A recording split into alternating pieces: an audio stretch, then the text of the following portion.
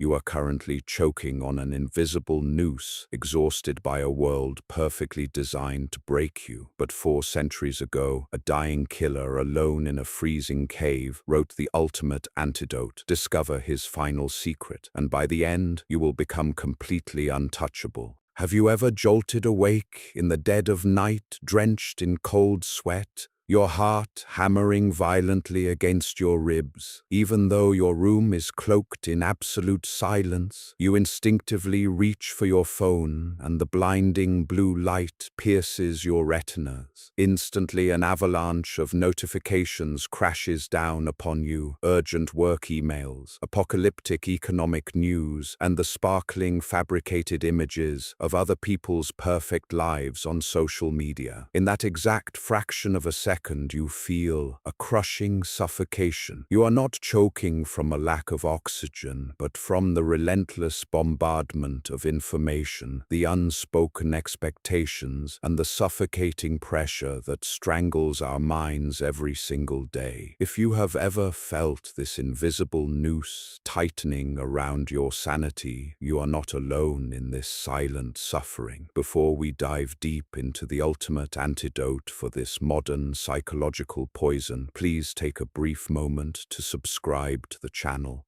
Your support is the vital force that empowers us to keep producing these profound videos. Myth Eryndor warmly welcomes you to the brutal yet necessary truth of the 21st century, an era of limitless connection, but simultaneously the era of the most severe collective exhaustion in human history. We are currently suffocating inside a colossal paradox. Materially, our species has never been wealthier. We command machines to do our chores, we pilot metal beasts that traverse thousands of miles a day, and we hold the entire repository of human knowledge right in the palms of our hands. By all logical reasoning, we should be the most liberated, blissful creatures in existence. Yet the reality is a stark, depressing contrast. We are fundamentally depleted. We are constantly sprinting on an invisible, unforgiving treadmill named success. We throw ourselves into endless,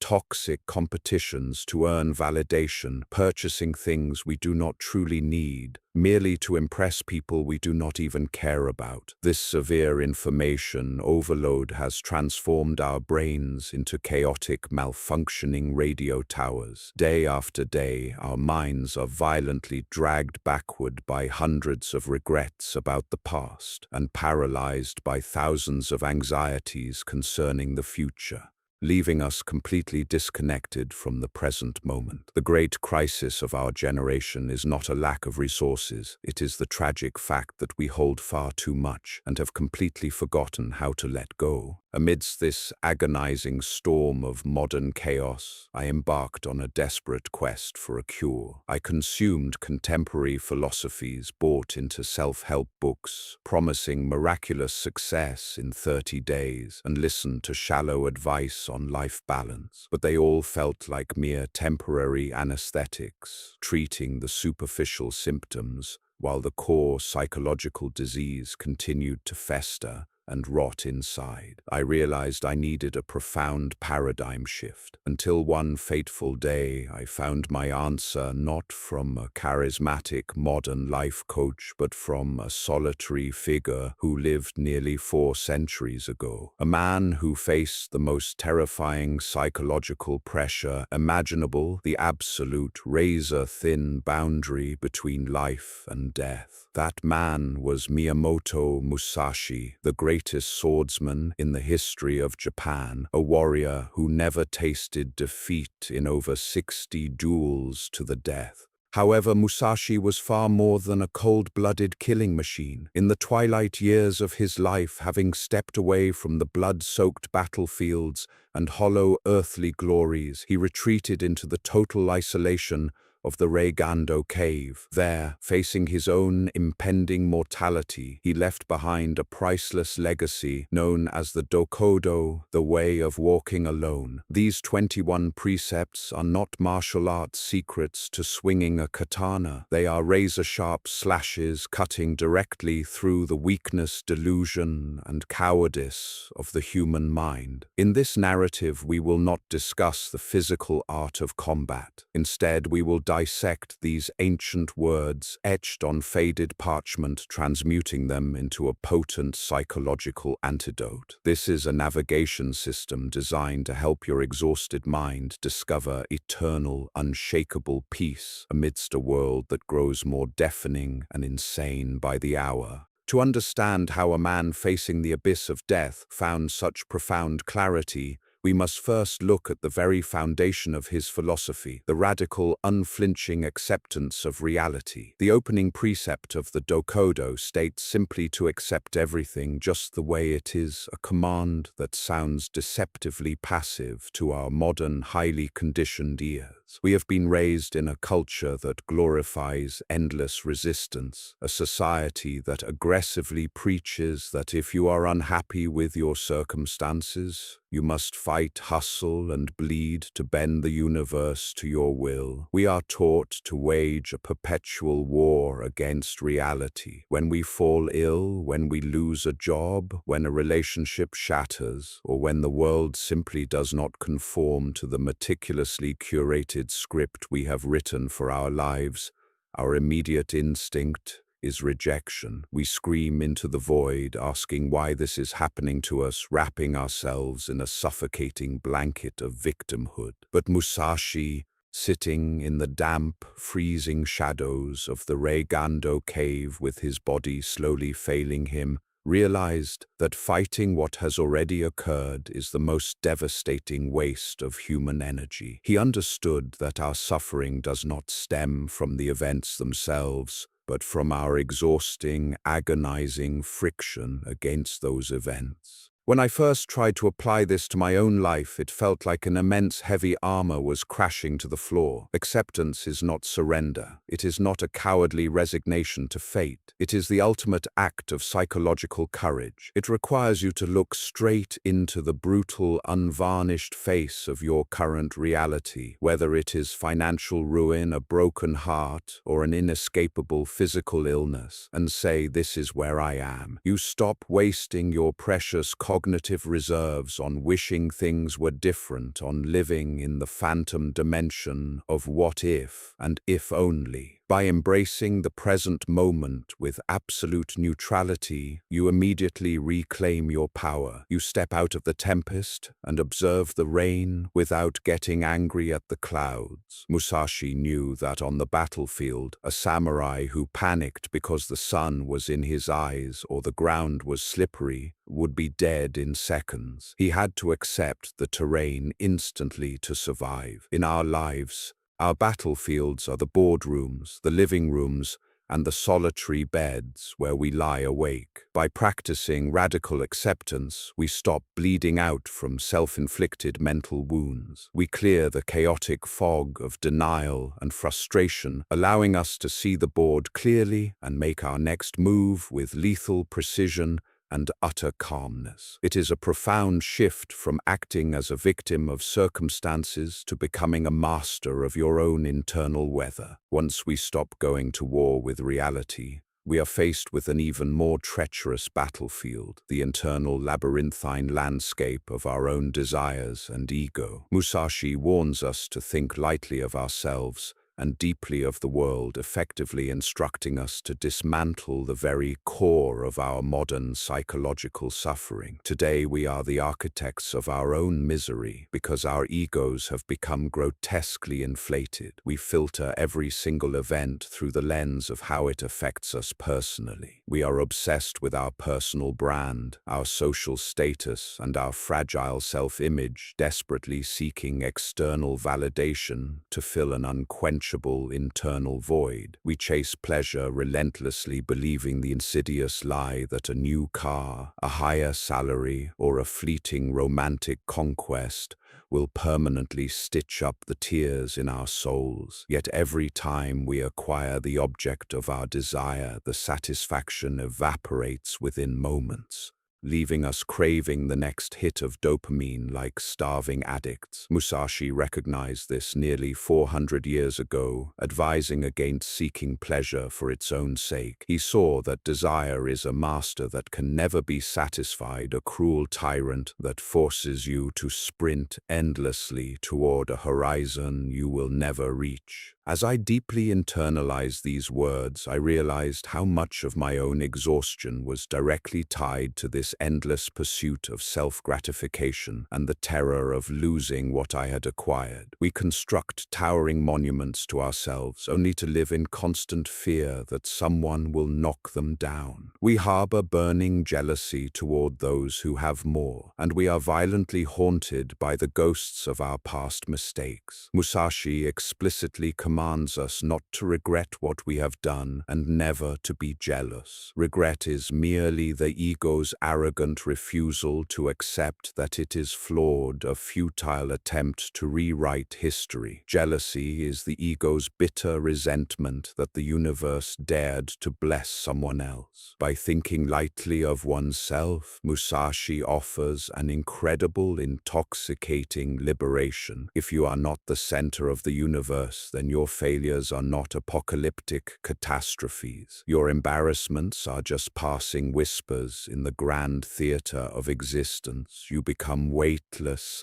You begin to look outward, observing the magnificent, terrifying, and beautiful machinery of the world with profound awe, rather than calculating how you can exploit it. You learn to act not out of a desperate need to inflate your own importance, but out of a pure, quiet alignment with the natural order of things. This detachment from the ego is the sharpest blade a human being can wield, severing the puppet strings of modern consumerism and social anxiety that constantly dictate our every move. When the heavy, suffocating chains of desire and ego are finally shattered, what remains is a startling lightness, a psychological agility that allows us to navigate life's inevitable losses without breaking. This brings us to the profound physical and relational detachments outlined in the Dokkodo, where Musashi instructs us not to hold on to possessions we no longer need and never to let ourselves be saddened by a separation. In our contemporary existence, we have somehow equated accumulation with security. We build fortresses of inanimate objects, hoarding clothes we never wear, gadgets that rapidly become obsolete, and wealth that sits dormant, all under the delusion that these physical anchors will somehow stop the terrifying, unstoppable river of time. We do the exact same thing with people. We cling desperately to toxic relationships out of a morbid fear of loneliness, and when someone naturally drifts out of our lives, or when death inevitably claims them,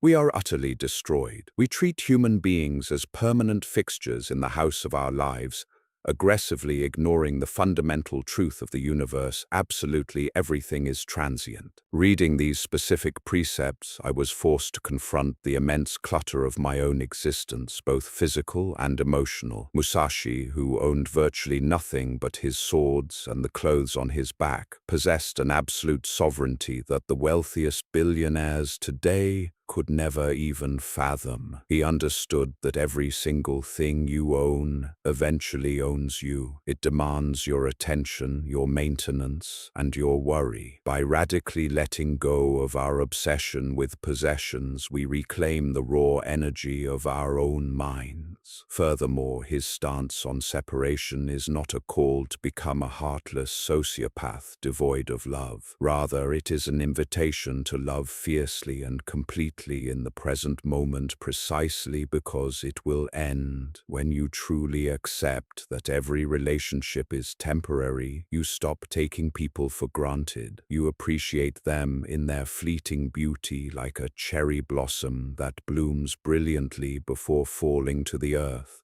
When the time for separation comes, whether by distance, changing paths, or death, the weightless warrior does not shatter into a million pieces of despair. You bow in profound gratitude for the time you shared, and you continue your journey. This emotional resilience is the ultimate armor. You become impervious to the paralyzing grief that society expects of you, finding a quiet, enduring grace in the natural ebb and flow of human connection. This radical shedding of earthly weights and emotional dependencies ultimately prepares us for the most terrifying and inescapable truth of human existence, our own mortality. As we reach the crescendo of the Dokkodo, Musashi delivers his most chilling yet deeply liberating command: do not fear death. In modern society, death is the ultimate taboo. We hide our aging behind surgical masks and chemical injections. We lock away the dying in sterile hidden rooms, and we live our entire lives running on a treadmill of frantic distraction, specifically to avoid the deafening silence that reminds us of our impending end. This pervasive, unspoken terror of the void is the silent engine driving all of our anxieties. We are so terrified of losing our lives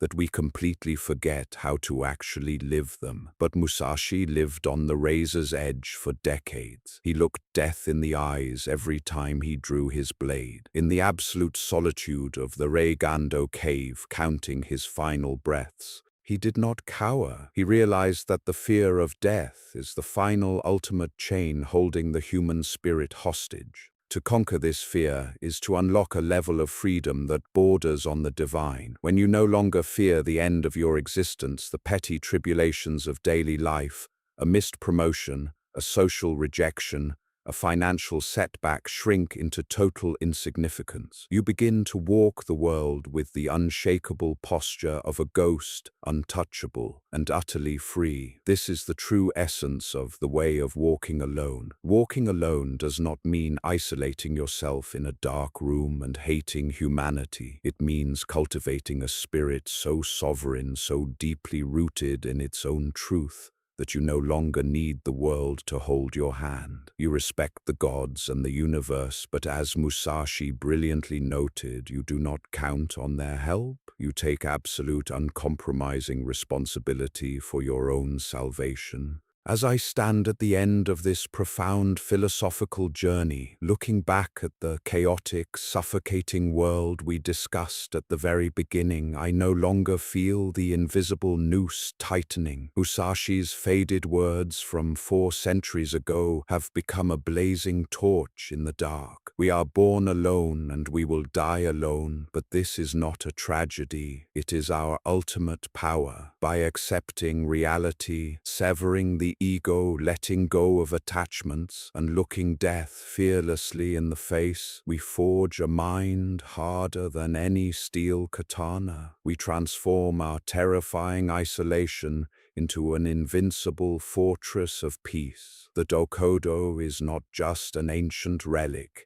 It is the ultimate survival manual for the modern soul. So as you close out of this video and step back into the deafening noise of the 21st century, I urge you to carry this quiet, solitary strength within you. Walk your path with honor, let go of the heavy burdens you were never meant to carry, and discover the magnificent, beautiful freedom of walking alone.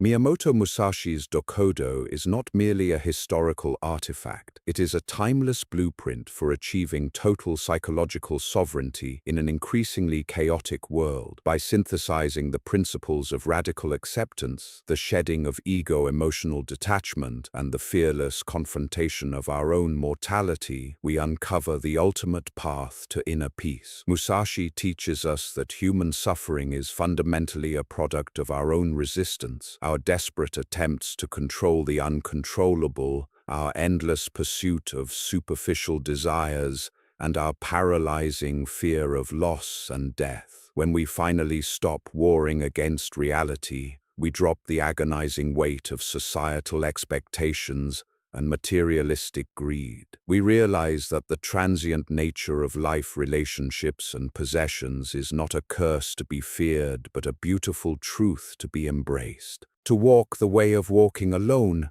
is to cultivate a spirit so profoundly self-reliant that external circumstances can no longer dictate your internal weather. It is the profound realization that isolation is not loneliness, but the highest form of freedom. By internalizing these precepts, we forge an unbreakable mindset, allowing us to navigate the turbulence of modern existence with the calm, lethal precision of a masterless samurai. We learn to live fiercely in the present, unburdened by the regrets of the past or the anxieties of the future, standing invincible in the quiet strength of our own solitary truth. The profound lesson and modern application. The deepest lesson of the Dokkodo is that true freedom is found in subtraction, not addition. In a modern society that constantly conditions you to consume more, achieve more, and cling tighter to people and status, Musashi reveals that absolute peace belongs to those who let go. How to apply it today? Start by practicing the radical acceptance of your immediate reality. When faced with a crisis, a financial setback, a breakup, or a sudden failure, pause before emotionally reacting. Instead of asking, "Why is this happening to me?" firmly state, "This is exactly where I am right now. What is my most logical next move?" Begin decluttering your physical space by removing items you no longer use, breaking the illusion that possessions provide security.